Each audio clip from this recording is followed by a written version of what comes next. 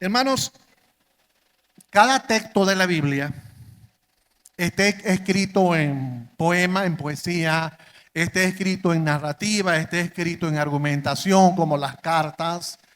Todo texto que fue escrito es para orientarnos a nosotros y en el pasado orientarlos a ellos a una situación doctrinal presentada, a un problema presentado en el pasaje, en el pasado. Y el texto bíblico lo escribe el autor para orientar en el pasado a la iglesia, hoy en día a nosotros, para orientarnos sobre esa doctrina, sobre esa ideología, sobre esa filosofía, sobre esos problemas que se habían infiltrado en la iglesia, por lo cual el autor toma lápiz, toma el pergamino y escribe una ayuda, una respuesta a determinada situación. Este pasaje que vamos a estudiar hoy es escrito por Juan y ataca una problemática que era la filosofía gnóstica, el gnosticismo, basado en la supremacía del conocimiento. Era una secta en tiempos apostólicos que enseñaban que el verdadero Dios no podía vivir dentro de un cuerpo humano. Ellos no aceptaban que Jesucristo era Dios, porque como Dios iba a habitar en un cuerpo humano que era pecaminoso. Y aunque el cuerpo vuelva a resucitar, todavía es cuerpo humano, y para ellos era imposible que Dios habitase en un cuerpo pecaminoso. Ellos no lo aceptaban en su filosofía. Por lo tanto, Jesucristo, como no podía habitar en un cuerpo humano, Jesucristo no era Dios y por lo tanto no era dador de la vida eterna. Entonces interviene el apóstol Juan en el texto que vamos a estudiar y nos escribe 5 verdades que el texto las muestra con claridad. 5 verdades a la iglesia en el pasado y 5 verdades a la iglesia hoy, para que nosotros entendamos que debemos estar a favor de Jesucristo, el Dios verdadero, y no dejarnos influenciar por sustitutos, o sea, filosofías, ideologías, humanismos, costumbres, tradiciones, cosas que hoy en día en la iglesia se han infiltrado y buscan sustituir a nuestro Señor Jesucristo. Por eso es que el mensaje se enfoca en una pelea, el encuentro entre el verdadero Dios y los sustitutos. El sustituto en el pasado era la filosofía. En el caso del libro de Primera de Juan, hoy en día hay muchos sustitutos que se están infiltrando en las iglesias. Entonces vamos al texto bíblico. El texto de estudio nos muestra en algunos versículos, nos muestra algunos verbos. Nos muestra algunos verbos y en sí son 9. Y estos verbos nos ayudan a nosotros conocer cuáles son esas 5 verdades. Cuando leemos el texto, vemos que en estos versículos 6 veces se nos muestra lo que es saber o sabemos. Voy a mencionarles primero los verbos. Nos muestra sepan. En el versículo 13, Juan le dice a la iglesia, sepan, ustedes sepan. Luego les dice más adelante 2 veces en el verso 15, sabemos, utilizando el mismo verbo. Sabemos 2 veces en el verso 15. Luego dice en el 18, sabemos nuevamente. Luego en el 19 dice nuevamente, sabemos. Luego en el 20 vuelve a repetir, sabemos. vemos una repetición de los mismos verbos en el texto que nos dan claridad a nosotros al momento de nosotros extraer las 5 verdades que nos quiere hablar el apóstol Juan a cada uno de nosotros en el texto que vamos a estudiar. Y si vamos a sintetizar, vemos que la idea central de estos versos que vamos a estudiar es saber lo que tenemos por nuestra comunión con Jesucristo.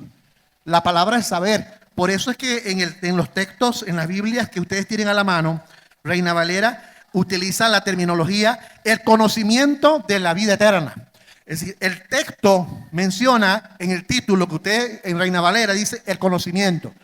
El autor quiso colocar este título, pero si nos vamos a los verbos hablan de saber y sabemos en varias ocasiones hablando de aprendizaje y hablando de conocimiento. Pienso que el apóstol Juan quería concluir para enseñar a la iglesia que estaba siendo afectada por los gnósticos y que los falsos maestros habían engañado a algunos creyentes de la iglesia y se habían confundido con esto de que Jesucristo no era Dios porque no podía habitar en un cuerpo humano pecaminoso.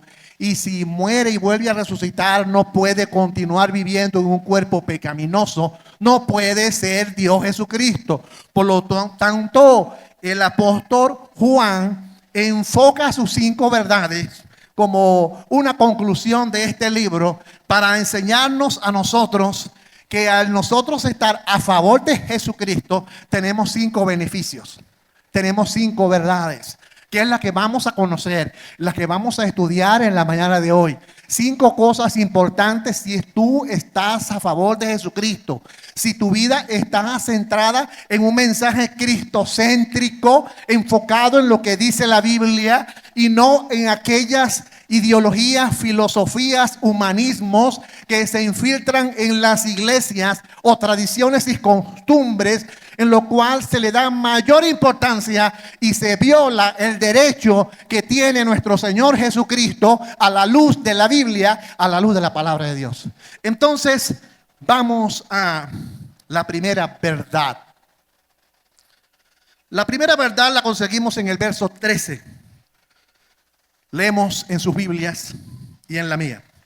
Estas cosas os he escrito a vosotros que creéis en el nombre del Hijo de Dios, para que sepáis que tenéis vida eterna y para que creáis en el nombre del Hijo de Dios. Verso 13. Una primera verdad. Seguridad de la vida eterna al creer en Jesús. Esta seguridad deben tenerla todos ustedes. La seguridad de que ustedes al creer en Cristo, al tener a Jesús en sus vidas, es una seguridad que el autor quiere mostrar de que ustedes tienen en Jesucristo. La Biblia, cuando habla de esto, nos da a entender que Juan escribe la carta para darles a los creyentes confianza de lo que poseían. Poseían vida eterna. Si nosotros examinamos el término aquí, cuando dice sabéis o sepan, sepan es un verbo importante, es un verbo personal. Los que están en el seminario saben que es un verbo personal y que no es un verbo personal. Y los que no están en el seminario también saben que es un verbo personal y que es un verbo no personal, porque también han tenido estudios seculares. Cuando hablamos del verbo personal, es lo que me indica lo más importante de la lectura, me lo indica ese verbo. Y algo que el texto dice, sepan que tienen vida eterna. Esto está en un presente activo indicativo. El texto nos dice que ustedes tienen vida eterna y que mañana continúan teniendo vida eterna y que el siguiente año tienen vida eterna y que luego 5 años después ustedes tienen vida eterna. Y que después, 20 años después, ustedes tienen vida eterna. Es decir, es una línea que va avanzando y no termina y es hasta el infinito. Ustedes tienen vida eterna. Eso es lo que dice la terminología en el texto bíblico. Tienen vida eterna, es una acción, un momento, ¿verdad? En el momento que se habla y en el futuro también se muestra que es de ustedes también.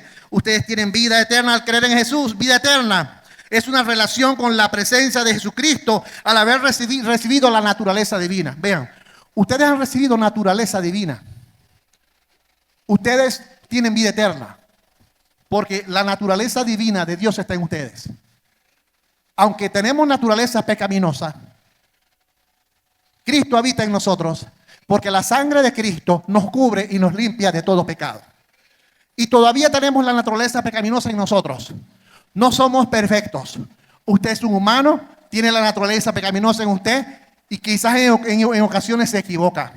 Pero Cristo habita en usted porque usted ha sido comprado por el precio de la sangre de Cristo. Y Cristo habita en usted. Y Cristo habita en su vida. Y eso es señal, es el sello del Espíritu Santo de que Cristo está en ustedes y que ustedes tienen vida eterna. ¿Cómo aplicamos esto hoy? ¿Cómo entender esto de la vida eterna hoy? ¿Cómo presentamos defensa hoy ante las personas que enseñan lo contrario? Vean, la pregunta es, ¿estás seguro de tener vida eterna y no perderla jamás? Es una pregunta que hay que hacerse. ¿Estás seguro de tener vida eterna y no perderla jamás? Creo que tu respuesta debe ser, ¿estás seguro de tener vida eterna? Sí, ¿estás seguro de tener vida eterna? Porque es un regalo de Dios.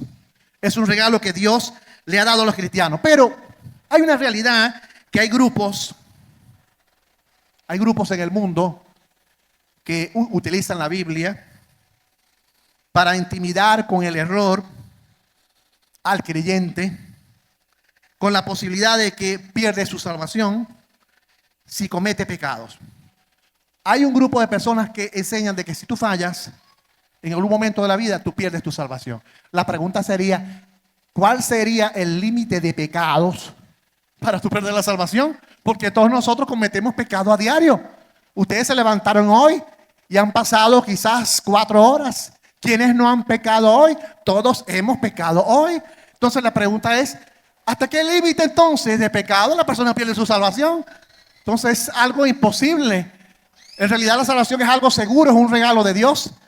Cometes hechos pecaminosos, sí es cierto, en algún momento de la vida. Pero la Biblia nos dice que tenemos un Espíritu Santo que nos redarguye de todo pecado. Nos redarguye y nos lleva al arrepentimiento. Y si confesamos nuestros pecados, Él es fiel y justo para perdonar nuestros pecados. El texto anterior y posterior nos enseña, quien diga que no ha cometido pecado, entonces hace a Dios un mentiroso. Todos nosotros cometimos pecados en algún momento de la vida, pero tenemos que procurar con la ayuda del Espíritu Santo en pecar lo menos posible. Entonces, la primera enseñanza, seguridad de vida eterna, para los que creen en Jesús. Los que estamos al lado de Jesús, tenemos vida eterna. Los que están al lado de ideologías, filosofías, costumbres, tradiciones y humanismos, los que están al lado de pensamientos humanos, lo que quiero decir, esas personas no tienen vida eterna. La vida eterna la tiene el que tiene a Cristo en su corazón. Amén. Segunda verdad, la seguridad en la oración contestada por la fe en Jesús. El texto lo dice en el verso 14 al 17. Lo leemos. Y esta es la confianza. Van conmigo en sus Biblias. Y esta es la confianza que tenemos en Él, que si pedimos alguna cosa conforme a su voluntad, Él nos oye. El 15. Y sabemos, ahí está el verbo, conocimiento, y sabemos que Él nos oye en cualquier cosa que pidamos. Sabemos que tenemos las peticiones que le hayamos hecho. Punto. Párense en ese punto. En el 15. Después del 16 y el 17, Juan ilustra con el 16 y 17 el principio que está hablando en el 14 y en el 15. El principio del 15 es la seguridad de la oración contestada por la fe en Jesús. Dios responde tu oración. Esta es la confianza que tenemos en Él. que si pedimos alguna cosa, que dice el texto, conforme a su voluntad, Él nos oye. Y si sabemos que Él nos oye, en cualquier petición que lo hagamos, tenemos respuesta. Eso nos muestra el versículo 14 y 15. Pero el 16 y 17 ilustra, es una ilustración. Quiero decirte que el 16 y el 17 lo leemos. Si alguno viere a su hermano cometer pecado. Esto está en un participio, en nuestro castellano es un auristo. Dice, cometer pecado que no sea de muerte, pedirá y Dios le dará vida. Esto es a los que cometen pecado, vuelve a repetir, cometer pecado, está en participio, que no sea de muerte. Hay pecado de muerte por el cual yo no digo que se pida. Toda injusticia, dice él, para reexplicar, es pecado. Pero hay pecado no de muerte y hay un pecado de muerte. El autor ilustra lo que es un pecado de muerte, ilustra lo que no es un pecado de muerte. Pero si nos ponemos a examinar, el 16 y el 17 son versículos subordinados, ilustrativos. Están en un verbo no personal, para apoyar el verbo personal, que es lo más importante. Sabemos, tenemos seguridad en nuestra oración contestada por la fe en Jesús, por la fe en Jesucristo. Tenemos toda confianza de eso, siempre que sea conforme a la voluntad de Dios. Primero, para que Dios responda a nuestras oraciones, hay dos cositas que priman a que la oración sea contestada. Dos cositas. ¿Cuál es la primera que dice el texto? Conforme a su voluntad. Porque tú pidas y pidas y pidas, no es que Dios te va a dar. El texto te da confianza. Y el texto te dice que esta es la confianza que tenemos en Él. Que si pedimos, Él nos responde. El texto da confianza. Pero da dos razones por la cual Dios jamás te va a responder. La primera, conforme a la voluntad de Dios. Si tú le pides a Dios algo y no es la voluntad de Dios, no esperes que te lo dé. No te lo va a dar. Conforme a su voluntad, dice el texto bíblico. Conforme a la voluntad. Hay gente que piensa que la oración es un cheque en blanco. ¿Se acuerdan cuando los de la generación de antes, la generación de ahora quizás no sabe qué es eso, que era un cheque? Pero cuando a alguien le daban un cheque en blanco y le decían, pon ahí lo que tú quieras y ve a retirarlo, eso es la libertad de colocar en un cheque en blanco la suma que tú quieras e irlo a retirar. Muchos piensan que la oración es un cheque en blanco, porque Dios dice que esta es la confianza que tenemos en Él, que si pedimos alguna cosa, Él nos responde en cualquier cosa que pidamos. Pero no es así. El texto dice que hay algo que priva la respuesta de Dios. Y lo primero es la voluntad de Dios. Si no es voluntad de Dios, Él no te va a responder, dice el texto bíblico. Nos muestra este elemento de regulación de la oración. La voluntad del Señor. El verso 14 nos los muestra, ¿no? Conforme a su voluntad. Ya sabemos que es lo primero. Tú puedes pedirle a Dios que te dé un helicóptero, porque deseas un helicóptero. Pero de repente Dios sabe que al comprarlo, al siguiente día, tú te vas a matar en el helicóptero. Y entonces Dios dice, no te lo puedo dar porque yo quiero protegerte. No te voy a dar lo que me estás pidiendo porque tú no sabes lo que te va a pasar. Hay cosas que Dios no nos da porque Él conoce el futuro y Él sabe en qué nos va a perjudicar. Eso en lo que nosotros estamos insistiendo y nos ponemos caprichosos en pedir eso. La voluntad de Dios. Hay otra cosa que muestra el texto cuando hablamos de esto. Es que Dios da una advertencia sobre el pecado. El pecado que conduce a la muerte. En el verso 16. Si alguno viere a su hermano cometer pecado que no sea de muerte, pedirá y Dios le dará vida.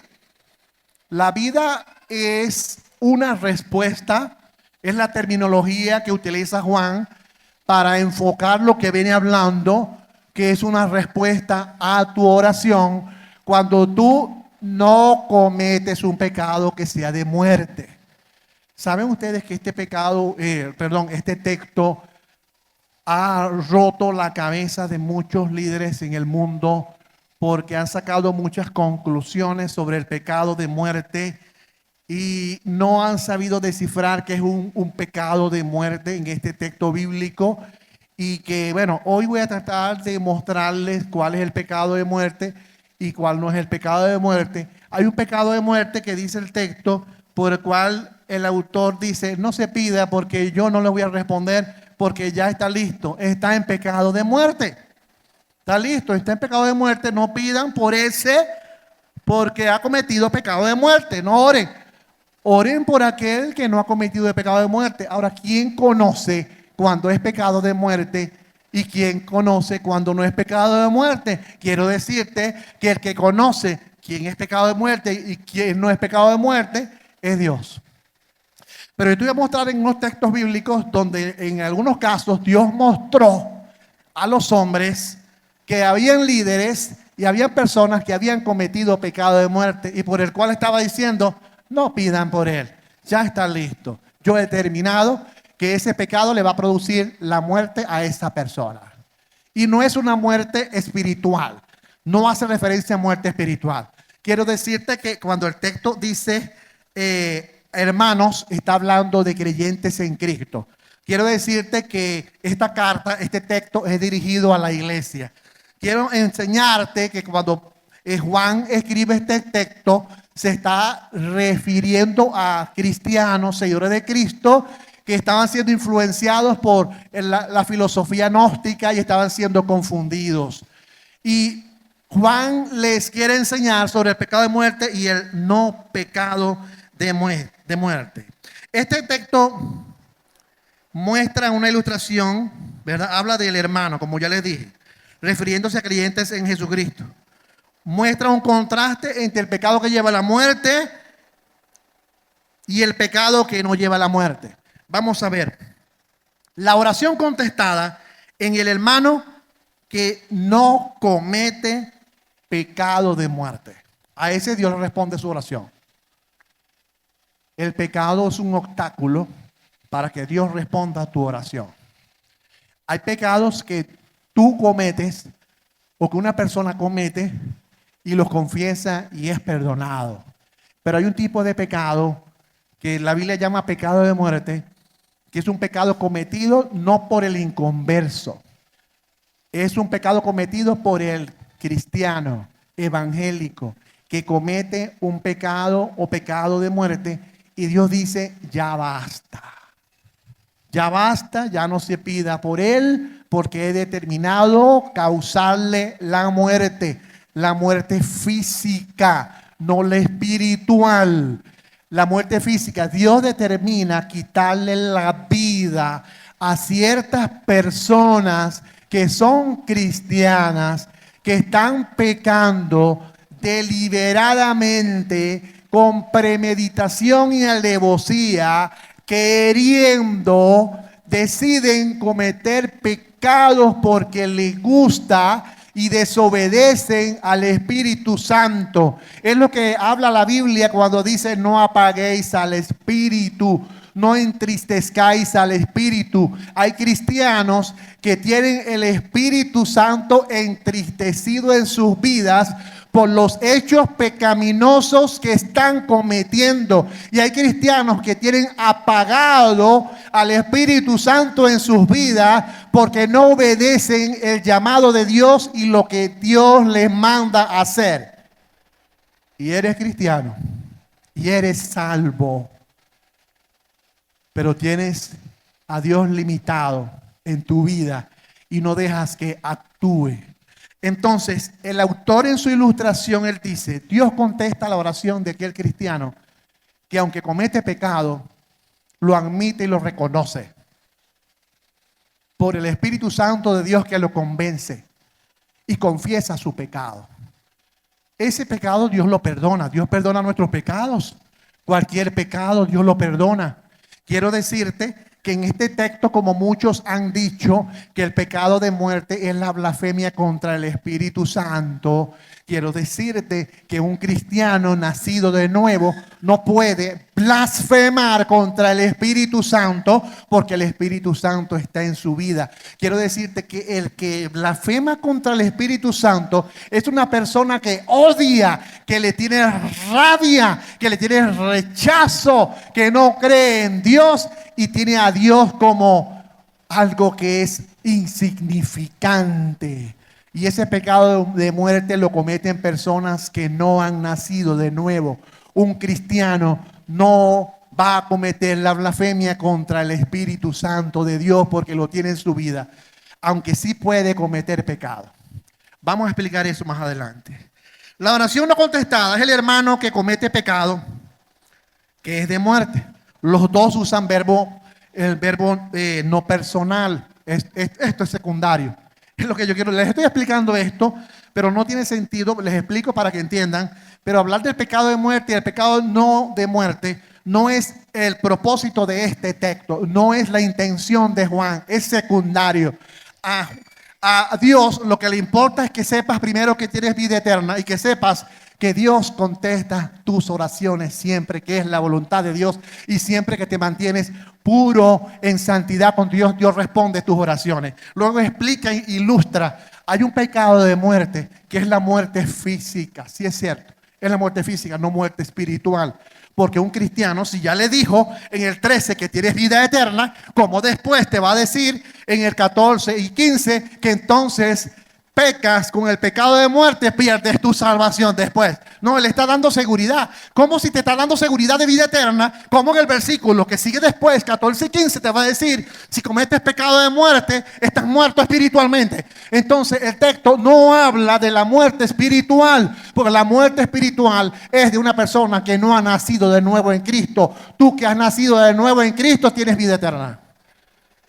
Pero sí está hablando el pecado de muerte de una persona que comete pecado con premeditación y alevosía, sin sentir ninguna tristeza genuina por el pecado que cometió. Lo hace con gusto, lo hace queriendo, lo planifica y lo ejecuta. La Biblia habla del pecado de muerte. Para ejemplificar, los menciono. Ananías y Zafira. Uy, este texto lo prediqué yo una vez. Ya ustedes saben, pues yo lo prediqué una vez. Ananías y Zafira. ¿Qué pasó con Ananías y Zafira? Ananías y Zafira cometieron pecado de muerte. ¿Eran inconversos? No eran inconversos. Ananías y Zafira eran cristianos. Los que le mienten al Espíritu Santo, ¿quiénes son? ¿Los inconversos o los evangélicos? Los cristianos. Un inconverso no puede mentirle al Espíritu Santo porque no lo tiene en su vida. Quien lo tiene en su vida es el que busca engañarlo, aunque no se puede engañar a Dios, o mentirle al Espíritu Santo. Ananías y Zafira aparentaron ser honrosos. Aparentaron ser unos cristianos auténticos. Aparentaron de apariencia y vista de afuera. Aparentaron ser súper espirituales. Pero estaban mintiendo. Sin remordimiento, no le estaban dando a Dios lo que le prometieron. Fue un acuerdo al que llegaron en la iglesia primitiva. Un acuerdo donde todos acordaron bajo la dirección del Espíritu Santo en que iban a vender sus propiedades. Fue un acuerdo de ellos. Es como que nosotros decidamos vender nuestras propiedades y decir por acuerdo mutuo y por dirección del Espíritu Santo había una necesidad grande y entonces en el acuerdo todos vendieron y traían sus ganancias de sus propiedades a la iglesia. Ananías y Zafira que quisieron pasárselas de vivo y dieron una parte y se quedaron con otra. Quisieron engañar a Dios, quisieron engañar al Espíritu Santo. Para Dios, según el texto, esto fue un pecado de muerte. Y dice que Ananías cayó muerto y dice que Zafira cayó muerto.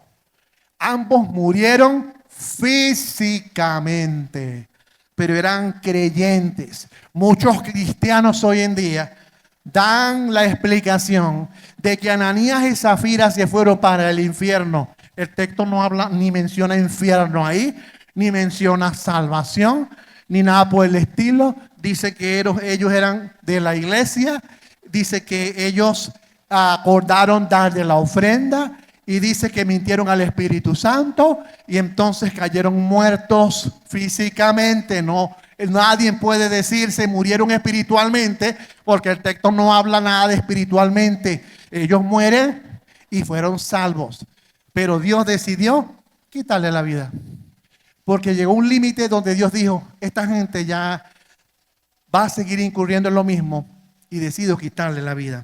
Otro ejemplo, que muchos cristianos tienen este texto pero lo interpretan mal. El adulterio. 1 Corintios 5:5 dice, el tal se ha entregado a Satanás para destrucción de la carne, a fin de que el espíritu sea salvo en el día del Señor Jesús. ¿Cómo me explica eso? El tal se ha entregado a Satanás es una connotación de disciplina, medidas disciplinarias. Hay que aplicarle medidas disciplinarias a este cristiano que cometió adulterio con su madrastra, con la mujer de su papá. Hay que aplicarle medidas disciplinarias para enseñarle a la persona, en este caso, que cometió medidas disciplinarias, que había hecho lo malo. Y dice el texto bíblico que entonces Dios dijo, bueno, disciplínenlo, entréguenlo a Satanás, aplíquenle medidas disciplinarias y dice, el tal va a ser salvo en el día del Señor. Es una medida disciplinaria. Otro caso es la cena del Señor indignamente. ¿Hasta qué punto la cena del Señor es indigna? Dios sabe. Porque en algún momento todos nosotros podemos tomar la cena del Señor. En algún área hemos fallado y cometido pecado. Porque todos pecamos. Pero hay un pecado que el texto dice que es indigno y que Dios sabe qué cristiano aplica eso. Nosotros no. Dios sí. Y el texto dice en 1 Corintios 11:30, por lo cual hay muchos enfermos. Hay personas que están enfermas. Hay personas que están debilitadas y muchos duermen, muchos se han muerto por causa de tomar la cena del Señor indignamente. ¿A cuál límite de indignidad habla Dios? A un límite de indignidad que Dios conoce cuando ese cristiano practica el pecado con premeditación y alevosía, sin sentir tristeza genuina en su vida. Y entonces Dios determina llevarse a esa persona. Le causa la muerte, le causa enfermedades. No quiere decir que toda enfermedad es por causa de lo indigno en la cena del Señor. Está hablando de un pecado que Dios sabe cuando es indigno. Porque todos nosotros pecamos. Y a veces tú te enfermas y a veces uno se enferma. Pero no quiere decir que estás actuando indignamente. Nos enfermamos porque nos toca en ocasiones. Pero hay personas que se enferman según el texto bíblico, y están débiles y se mueren por causa de ser indignos para Dios, porque están haciendo cosas indebidas. Esto es pecado de muerte. Otro ejemplo de pecado de muerte es Saúl. Ya yo le prediqué a Saúl hace unos meses atrás. ¿Qué pasó con Saúl? Saúl, Dios lo había rechazado, porque había rechazado la palabra de Dios. Saúl no tuvo arrepentimiento genuino nunca. Dios le había dictado la muerte y quitarle su reino por medio del profeta Samuel. Dios le había mandado a decir eso en el verso 15, capítulo 15 de Primera de Samuel.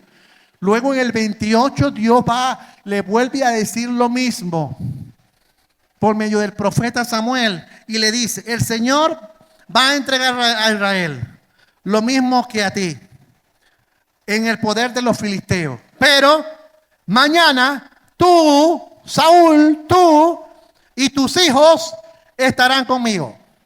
Ya yo les dije que era el verdadero Samuel que se le presentó a Saúl.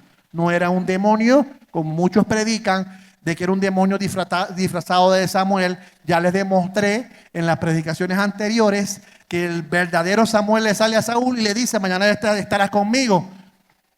¿Dónde estaba Samuel, profeta de Dios, que fue fiel a Dios? ¿Dónde estaba? En el lugar donde Dios había determinado que estuviesen los salvos. En ese caso, si nos vamos a explicar eso, que no es el tema, era el seno de Abraham, en el corazón de la tierra, donde iban todas aquellas personas que morían antes de Cristo. Y allí entonces Samuel le dice a Saúl: tú estarás conmigo mañana y tus hijos se van a morir. Y van a estar con él en el lugar de Dios, en el paraíso, en el seno de Abraham. Después de la resurrección de Cristo, pasaron otras cosas, que ese no es el tema de hoy. Entonces, amados hermanos, vemos que el pecado de muerte es que Dios causa la muerte.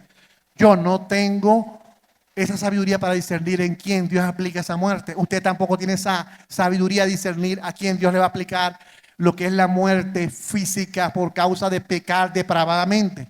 En algunos casos, como Ananías y Zafira. En algunos casos, como Saúl. En algunos casos, como el hombre que estaba de adulterio con su madrastra. En algunos casos, el que toma la cena del Señor indignamente. Dios revela a sus hijos que se va a llevar a determinada persona porque ya no tiene remedio. Y antes que se contamine más y se pierda más haciendo el pecado, Dios se lo lleva. Y es salva a esa persona. Entonces, el tema es más largo, es ese, ¿no? El más largo es el 2, porque tengo que explicarle esto. Pero habla de la seguridad de oración contestada por la fe en Jesús. Esto es lo que tú debes creer. Que Dios te contesta la oración, así como tienes vida eterna. No te preocupes por el pecado de muerte. La voluntad de Dios, si no es la voluntad de Dios, Dios no te va a responder. Pero si tú vives una vida agradando a Dios y pecando lo menos posible, creo que el pecado de muerte no te va a afectar a tu vida. Porque procuras tener comunión con Dios y vivir en santidad. Lo que te puede afectar más es la voluntad de Dios. Que Dios no quiera responderte porque no te conviene lo que tú le estás pidiendo. Número 3. El versículo 18. Seguridad de victoria sobre el pecado y Satanás. Vean que son verdades que dan ánimo a la iglesia.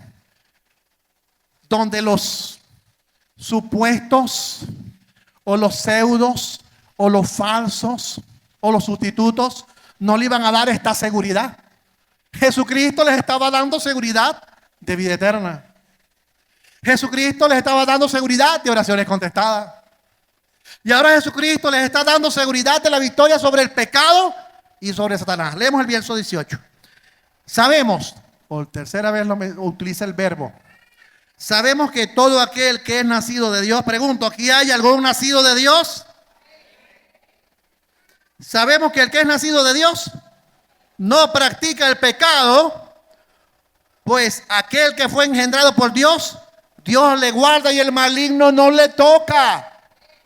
Entonces tú no tienes que tener temor a ningún pecado de muerte, porque tú has nacido de Dios, y el que es nacido de Dios no practica el pecado con premeditación y alevosía, con intención, porque es nacido de Dios.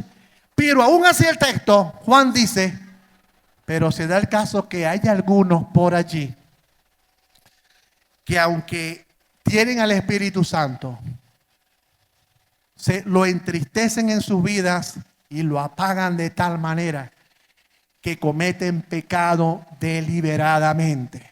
Y hoy hay muchos cristianos en el mundo descarriados que están haciendo pecados con premeditación y alevosía, y están en ese mundo y son hermanos en Cristo. Ay, ay, ay.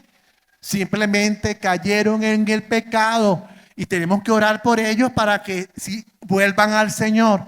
Pero en algunos casos deciden pecar tanto en ese pecado, valga la repetición, que Dios decide, no, yo me lo voy a llevar, y Dios se lo lleva. Recuerden que el tema de la salvación le corresponde a Dios y no a nosotros. La Biblia dice que nosotros tenemos el esperma de Dios. Nosotros tenemos la semilla de Dios dentro de nosotros. Por lo tanto, podemos vencer el pecado y tenemos victoria sobre Satanás. El versículo entonces lo dice. Sabemos que todo aquel que es nacido de Dios no practica el pecado, porque aquel que fue engendrado por Dios, Dios le guarda y el maligno no le toca. Vean, ¿cómo aplicar esto? Me faltó la aplicación del pecado de muerte. ¿Oyeron? No se los mencioné. Permítame ver aquí. Vean, ¿qué será más importante? Hablando del pecado de muerte o el pecado no de muerte. Escuchen la aplicación. ¿Qué será más importante? ¿Detallar los pecados del caído o interceder y restaurar al hermano caído? ¿Qué es más importante? ¿Y por qué en ocasiones lo que se hace es lo contrario? Porque en ocasiones los creyentes o algunos creyentes, en vez de ayudar al caído, lo que hacen es detallarle el pecado que hizo y destruirlo con su lengua y acabarlo, por lo cual el caído no quiere congregarse más nunca en una iglesia, porque la lengua de nosotros mismos le ha hecho daño y ese cristiano caído no quiere volver a la iglesia por culpa de nosotros, porque en vez de restaurarlo y ayudarlo con nuestra lengua, lo que hacemos es regar el pecado que hizo. ¿Me entienden? ¿O no me entienden? ¿Están aquí o se fueron? Ah, bueno. Entonces, la aplicación es, si algún hermano ha caído en pecado, vamos a interceder, formar grupos de oración, visitarle, restaurarle, sin examinar el alcance del pecado que cometió, sin detallarle cada uno de ellos. Vean, antes cuando se usaba en las iglesias hablar del pecado que cometió la persona, a veces se hacían reuniones en las iglesias y se hablaba de que hubo una persona que cometió un adulterio y entonces en la iglesia se deliberaba y se hablaba de que en cuál fue el hotel donde cometió adulterio, cómo era la cama, cómo fueron las sábanas, de qué color, cuántas veces lo hicieron, cuántas veces se tocaron. Eso se llegaba a evaluar el pecado que cometía la gente para destruirlo. Y eso no es así, no debería ser así. La idea es, ya pecó, ya lo hizo. Bueno, vamos a buscarlo, vamos a ayudarlo, vamos a restaurarlo. Ya lo hizo. ¿Para qué vamos a estar investigando de qué color era la sábana y en cuál fue el hotel que lo cometió? Esa es la aplicación del 2. Del 3. ¿Qué estamos haciendo para enfrentar la tentación de Satanás? Los hijos de Dios tenemos elementos que nos ayudan. Tenemos al Espíritu Santo. La oración puede ser 3 veces al día. Crear grupos de estudio de la Biblia. Ser fieles en congregarnos. Tú no sabes el poder que tiene congregarse. Porque cuando tú te congregas, tú aprendes. Cuando tú te congregas, tú eres edificado. Cuando tú te congregas, tú te sientes bien. Te sientes lleno. Como que dejas los problemas en la casa y aquí te encuentras liberado entre todos los hermanos, alabando al Señor. Entonces, eso es importante. La cuarta, que es el versículo 19. Sabemos que somos de Dios y el mundo entero está bajo el maligno. La tercera seguridad, cuarta, es que somos propiedad de Dios. ¿Quién te quita eso? Si tienes a Cristo, tienes vida eterna. Si tienes a Cristo, tus oraciones son contestadas. Siempre que sea la voluntad de Dios y no estés cometiendo pecados deliberadamente que te lleva a que Dios te mate. 3, seguridad sobre el pecado y la muerte. Si eres nacido de Dios, si pecas, te sientes mal. Si pecas, te sientes mal. Si no sientes nada, la cosa está mal. Porque el Espíritu nos redarguye de pecado. Y la cuarta, somos de Dios, eres propiedad de Dios. En Efesios, Pablo dice que hemos sido sellados. Sellados con el Espíritu Santo. ¿Hasta cuándo? El texto dice, hasta el día de la redención.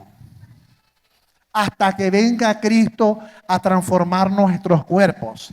Hasta que venga la glorificación. La Biblia nos enseña que eres pertenencia de Dios por siempre y para siempre. Entonces, la número 4 es, pertenecemos a Dios. ¿Qué podemos hacer para mostrar esto? Un estilo de vida diferente ante aquellos que no son cristianos. Vean, si eres de Dios, muestra que eres de Dios. Que la gente hable de la iglesia, ese es un verdadero cristiano, porque es distinto. Qué triste es cuando el mundo habla de usted por el pecado que usted comete, porque eso sí hablan. El mundo sí habla, porque no tiene el Espíritu Santo del pecado que tiene una persona. Cuando dicen, ¿y eso qué es cristiano? Eso sí da tristeza. Entonces somos propiedad de Dios. Y por último, Juan termina como con broche de oro, ¿no? Dándose la seguridad de conocer a Jesús, el verdadero Dios y la vida eterna, y no los sustitutos. ¿No has entendido qué significa al final, hijitos guardados de los ídolos? ¿No has entendido eso en el texto? A veces tú lees, después de hablar de Jesús, el verdadero Dios, y al final dice, hijo guardado de los ídolos. ¿A qué se refiere hijo guardado de los ídolos? A todos los sustitutos que se infiltran en las iglesias, que quieren ocupar el lugar central de Cristo en tu vida. Esos sustitutos son los ídolos. Por lo tanto, seguridad de conocer a Jesús, el verdadero Dios y la vida eterna, están en los últimos versos.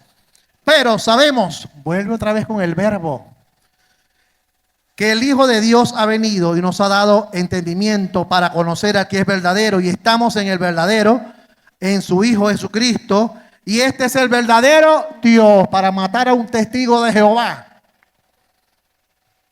que dicen que Jesucristo no es Dios. El mismo texto nos enfatiza, Jesucristo es el verdadero Dios y la vida eterna. Y la vida eterna.